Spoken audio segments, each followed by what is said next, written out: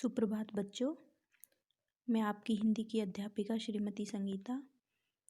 आज बेटा हम हिंदी व्याकरण का पाठ 12 है, समान अर्थ वाले शब्द पढ़ेंगे।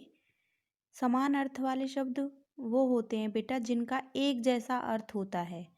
जैसे कोई शब्द है, फूल है, फूल को हम सुमन और पुष्प, पुष्प का भी वही अर्थ होता है, सुमन का भी वही अर्थ होता है और फूल का भी। तो एक जैसा अर्थ बताने वाले शब्दों को समान अर्थ वाले शब्द कहते हैं, समानार्थी भी बोलते हैं इनको। ठीक है बेटा, तो आओ समझें। अध्यापिका ने पूछा, फूलदान में क्या है? एलिस बोला, एक फूल है। सुमन ने कहा, इसे तो सुमन भी कहते हैं। ले जो तीसरा बच्चा है उसने कहा, हाँ, हम इसे पुष्प कहते हैं। अपनी अपनी भाषा में सभी कहते हैं, कोई फूल कहता है, कोई सुमन कहता है और कोई पुष्प कहता है, लेकिन तीनों चीज़ें एक ही हैं। तो क्या फूलदान में 3 चीज़ें थीं? नहीं, असल में फूल, पुष्प, सुमन एक ही वस्तु के समान अर्थ वाले शब्द हैं। एक ही चीज़ है, उसी के एक जैसे अर्थ हैं। देखो और पढ़ो। जैसे ये पिक्चर है, चित्र, घर, घर को गृह भी बोलते हैं और सदन भी। तीनों का एक जैसा अर्थ है। माँ, माता, जननी, तीनों का एक जैसा अर्थ है। समुद्र, सागर, सिंधु, ये तीनों का एक जैसा अर्थ है। सूरज, रवि, सूर्य, तीनों का एक ही अर्थ है, सूरज। पानी, जल, नीर, पानी का एक ही अर्थ है, तीनों का। आग, अग्नि, अनल, ये तीनों का एक ही अर्थ है, आग। तो ये समान अर्थ वाले शब्द होते हैं बेटा। अभी आप अपना पेज नंबर 50 देखिए।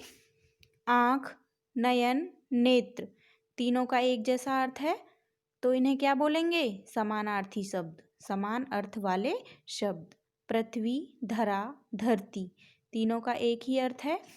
पर्वत, अचल, पहाड़, पर्वत भी पहाड़ को बोलते हैं, अचल भी पहाड़ को बोलते हैं और पहाड़ भी पहाड़ को बोलते हैं, तो तीनों का एक ही मीनिंग है।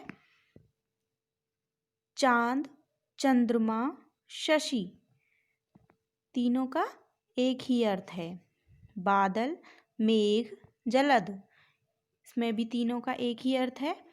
कमल, पंकज और जलज, कमल के फूल को कहते हैं, पंकज भी और जलज भी।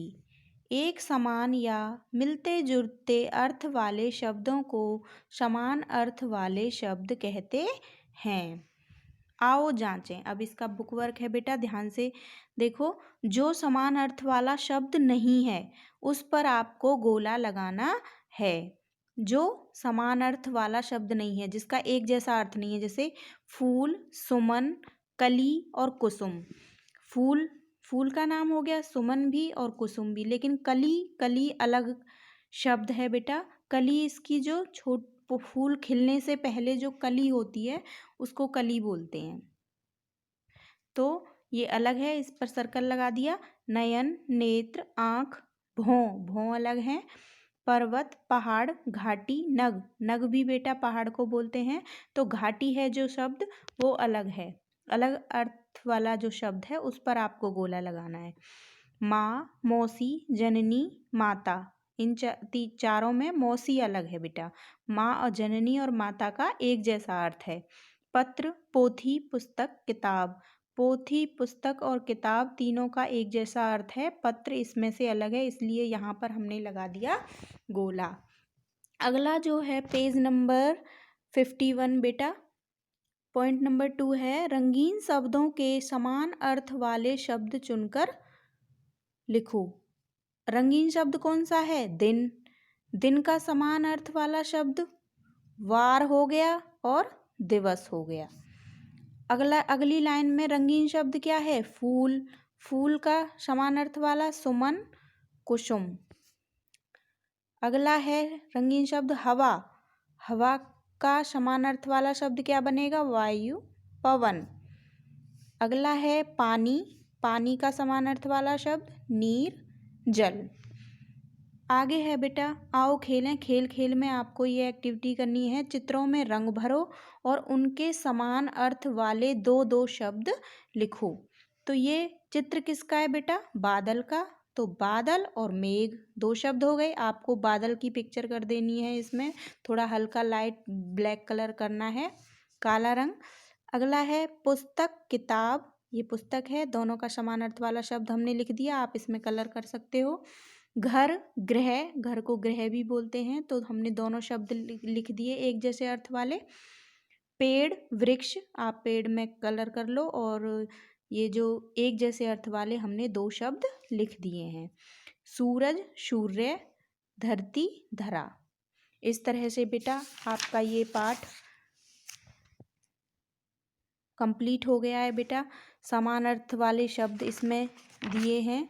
पाठ का नाम भी यही है, समान अर्थ वाले शब्द। जिन शब्दों का एक जैसा अर्थ होता है उन्हें समान अर्थ वाले शब्द कहते हैं। आप इसे ध्यान से सुनेंगे और फिर इसका जो ये बुक वर्क है इसे फिल करेंगे। ओके बेटा।